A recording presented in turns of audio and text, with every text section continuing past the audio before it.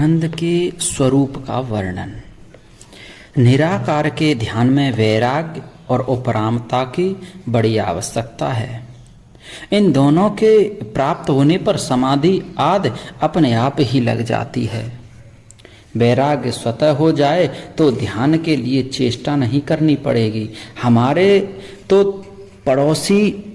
तो थोड़ी सी उपरामता को देखी जाती है तो स्वतः ही ध्यान हो जाता है।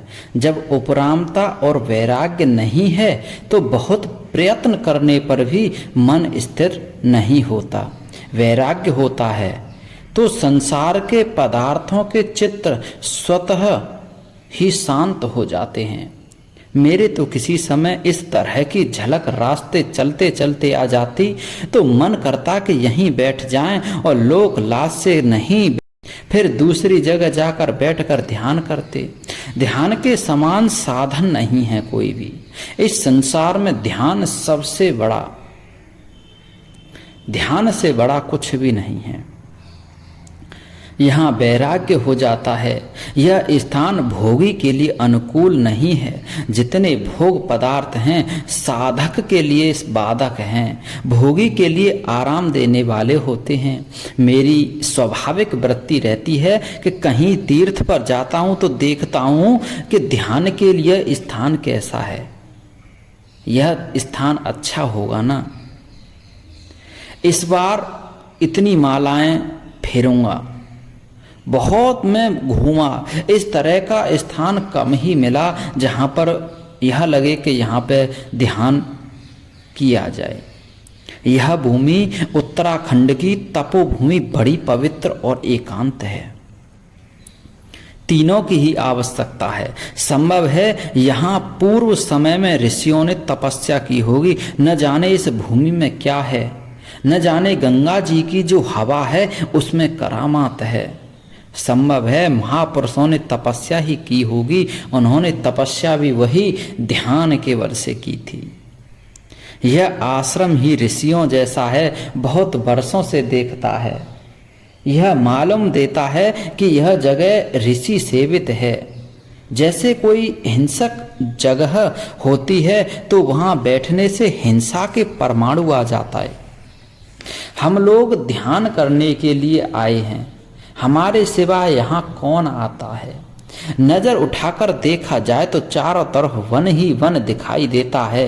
बट वृक्ष का दृश्य भी बड़ा उत्तम है। गंगा जी की ध्वनि मानो ब्रह्मचारी वेद का पाठ करते हों। रेणुका का आसन भी उत्तम है।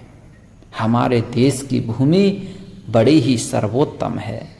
यहाँ सात्विकता भरी है, वायु भी सहायक हो जाती है। इसमें दो बात मिलती हैं, आरोग्यता और वैराग्य।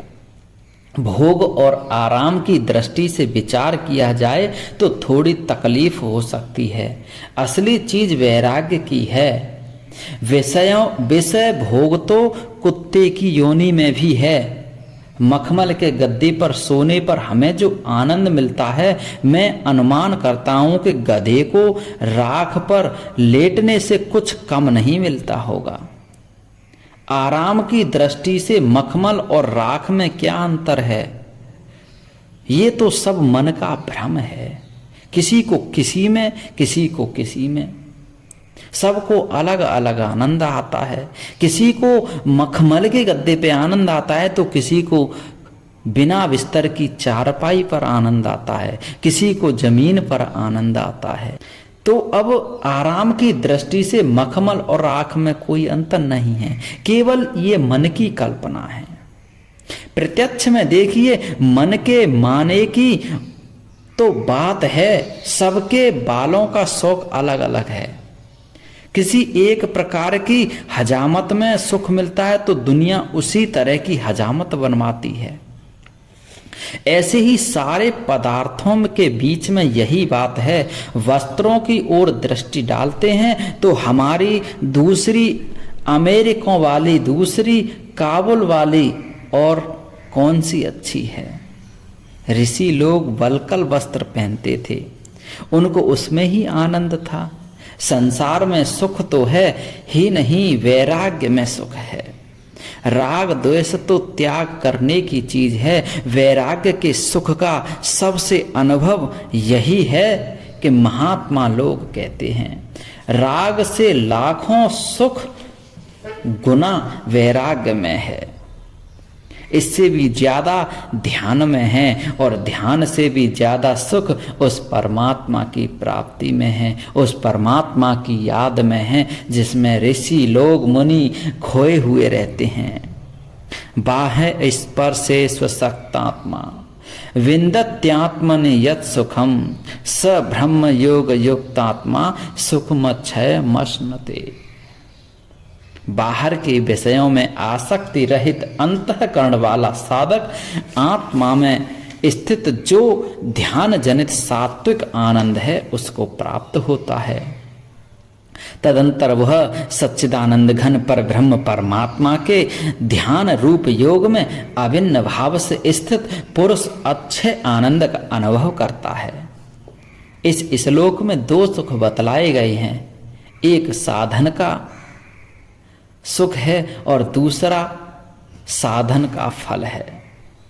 इस प्रकार हर एक श्लोक में हमें ध्यान देना चाहिए। योन्तः सुखोन्तराराम स्थितांतर ज्योतिरेव यः स योगी ब्रह्म निर्वाणम ब्रह्म भूतोदिगच्छति। गीता का श्लोक है। जो पुरुष अंतरात्मा में ही सुख वाला है, आत्मा में ही रमण करने वाला है तथा जो आत्मा में ही ज्ञान वाला है वह सच्चिदानंद घन पर ब्रह्म परमात्मा के साथ एक ही भाव को प्राप्त सांख्य योगी शांति ब्रह्म को प्राप्त होता है। भीतर से ही मनन वाला है, उससे होने वाले सुख से सुखी हैं। हमको ध्यान रखना चाहिए कि हम ऐसे स्थान में बैठे हैं, प्रभु की कृपा है कि अंत ध्यान लगेगा ही। जहां प्रभु की चर्चा होती है वह आलस्य नहीं आ सकता, यदि आता है तो समझना चाहिए कि उसकी रुचि नहीं है। फिर ख्याल रखने की बात यह है कि नाम जप से विक्षेप का विनाश हो जाता है। जहां विवेक होता है वहां बुद्धि की आवश्यकता होती है। जहां बुद्धि तीक्ष्ण होती है वहीं आलस्य की सामर्थ्य नहीं कि पास आ सके। जिन्होंने भगवान की शरण ले ली है उनके पास माया का कार्य आलस्य नहीं आ सकता। जिसका ध्यान लग जाए वह तो ध्यान में बैठा ही रहे, ध्यान को ही अपना जीवन बना लेना चाहिए। मेरे तो इस प्रकार का अनुभव है कि मैं विचार कर लूं कि आज 8 घंटे बैठना है, फिर परमात्मा की कृपा से ध्यान लग जाए तो बैठा रहना कोई बड़ी बात नहीं है।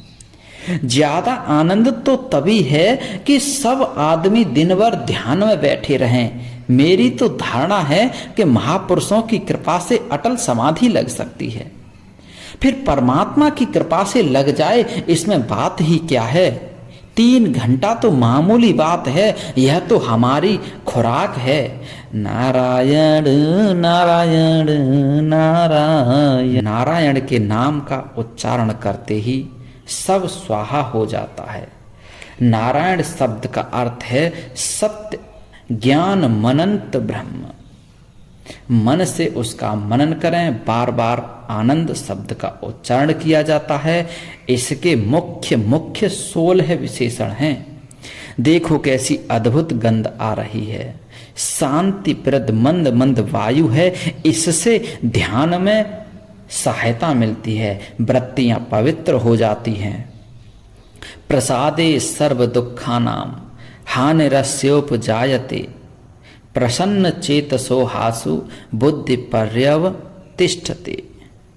अंतःकरण की प्रसन्नता होने पर इसके संपूर्ण दुखों का अभाव हो जाता है और उस प्रसन्न चित्त वाले कर्मयोगी की बुद्धि शीघ्र ही सब ओर से हटकर एक परमात्मा में भली भांति स्थिर हो जाती है।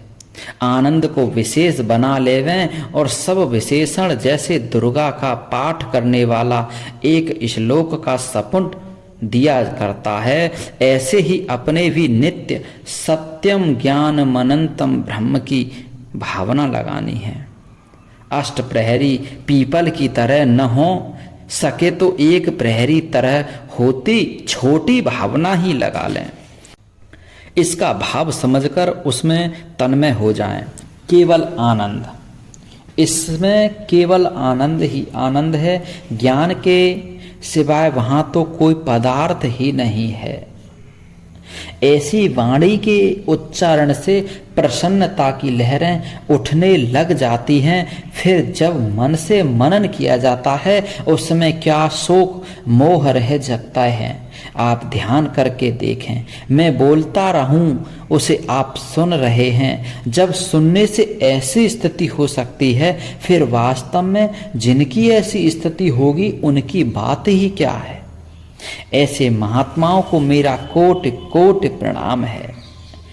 ब्रह्म को जो वास्तविक स्वरूप है उसका तो कोई वर्णन कर ही नहीं सकता। इसलिए हमारा कर्तव्य है दिन रात ध्यान में मस्त रहें, ध्यान करते रहें, प्रभु का आनंद लेते रहें, प्रभु के ध्यान में मग्न रहें। ध्यान अवस्था में मृत्यु भी हो जाए तो उसका ऐसा महत्व है कि जिसके लिए ध्यान करता है उसको प्राप्त हो जाता है आनंदमय आनंदमय आनंदमय। हमारे चैनल को लाइक करें, सब्सक्राइब करें। धन्यवाद।